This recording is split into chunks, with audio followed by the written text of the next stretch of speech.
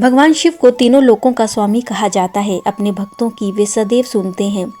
यूं तो भगवान शिव के अनेक भक्त हुए, पर रावण को उनका सबसे बड़ा भक्त माना जाता है। कहा जाता है कि भगवान शिव को प्रसन्न करने के लिए रावण ने हजारों वर्षों तक तपस्या की और अपनी भक्ति से भगवान शिव को प्रसन्न किया। जब रावण ने रच डाला शिव तांडव स्तोत्र। पौराणिक कथा के अनुसार महान शिव तांडव स्तोत्र की रचना भगवान शिव के सबसे बड़े भक्त रावण ने की थी। कहा जाता है कि जब रावण ने अपने भाई से सोने की बनी लंका छीनी और तो वह बहुत शक्तिशाली हो गया और एक बार वह पुष्पक विमान पर बैठकर भ्रमण के लिए निकला। ये वही पुष्पक विमान था जिसे उसने अपने भाई कुबेर से छीना था। इस पुष्पक विमान की सबसे बड़ी खासियत ये थी कि यह मन की गति से चलने वाला विमान था। कैलाश पर्वत के नज़दीक पहुंचते ही इस विमान की गति अचानक धीमी हो गई। ये देखकर रावण हैरान हो गया और उसे बेहद आश्चर्य हुआ। तभी उसे सामने नंदी दिखाई दिए। नंदी ने उन्हें बताया कि ये कैलाश पर्वत है जो भगवान शिव का निवास स्थान है और यहाँ से गुजरना सभी के लिए प्रतिबंधित है। घमंड में चूर रावण नंदी पर क्रोधित हो उठा और उसने कहा कि वह भोलेनाथ से मिलना चाहता है। इस पर जब नंदी ने मना किया तो क्रोध में आकर रावण ने कहा कि वह भोलेनाथ समेत पूरे कैलाश पर्वत को अपने साथ उठा लंका ले जाएगा। इसके बाद वह कैलाश पर्वत को उठाने लगा। रावण के इस अहंकार को देख भगवान शिव ने कैलाश पर्वत पर अपने पैर की सबसे छोटी उंगली रख दी, जिससे कैलाश पर्वत अपनी पुरानी जगह स्थापित हो गया। लेकिन इस दौरान रावण का हाथ कैलाश पर्वत के नीचे दब गया और पूरे पर्वत का भार रावण के हाथ पर आ गया। इस पीड़ा से रावण करहा उठा और अपनी भूल को सुधारते हुए उसने शिव को प्रसन्न करने के लिए अपने शरीर की नसों को तोड़ दिया और उसे तार की तरह इस्तेमाल करके संगीत बनाकर शिव महिमा का गुणगान करने लगा। इस तरह रावण ने शिव तांडव स्तोत्र रच दिया। इसके बाद भगवान शिव ने रावण की भूल के लिए उसे क्षमा कर दिया और उसकी भक्ति से प्रसन्न होकर उसे दिव्य तलवार चंद्रहास दी।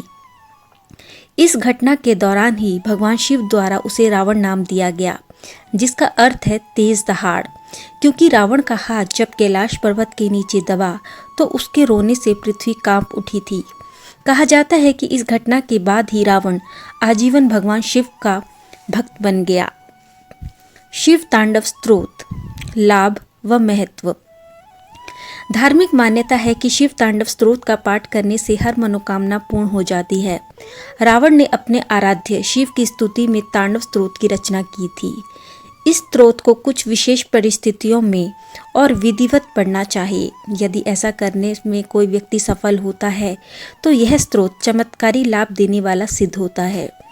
इस स्तोत्र का पाठ करने से भगवान शिव प्रसन्न होते हैं, चेहरे पर कांति बढ़ती है, साथ ही में कुंडली में सर्पयोग, काल्प सर्पयोग व पितृदोष से भी मुक्ति मिल जाती है।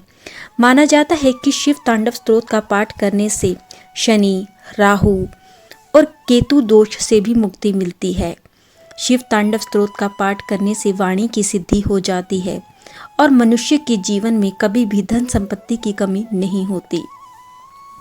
शिव तांडव स्तोत्र कैसे करना चाहिए? विधि। कहा जाता है कि शिव तांडव स्तोत्र का पाठ सुबह या प्रदोष काल में ही करना चाहिए।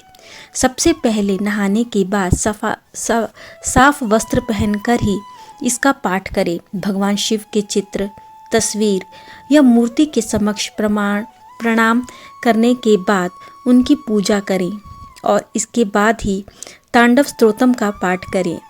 यह पाठ उच्च स्वर में करना चाहिए, क्योंकि रावण ने भी उसे ऊंचे स्वर में ही गाकर भगवान शिव को प्रसन्न किया था।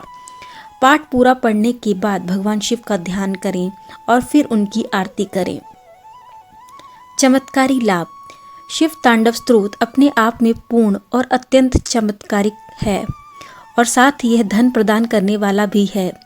इस पाठ को करने से, नियमित होने से करने से समस्त सुख, धन, ऐश्वर्य की प्राप्ति होती है। अलग अलग मनोकामनाओं की पूर्ति के लिए शिव तांडव स्तोत्र के अलग अलग तरह से प्रयोग किए जाते हैं।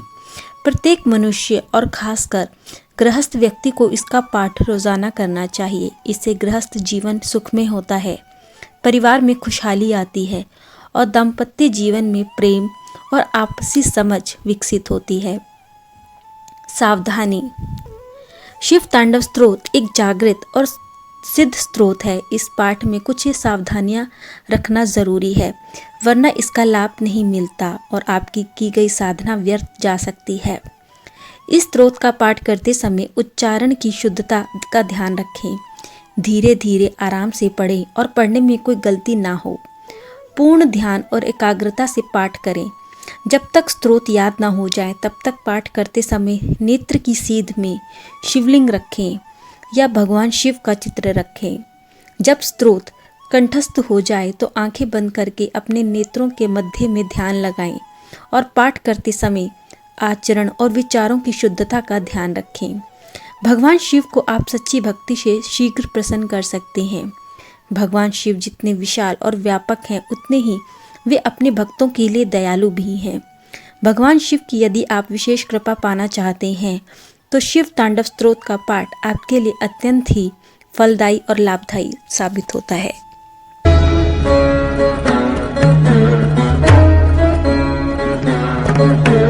शिव शिव शिव शिव शिव शिव शिव शिव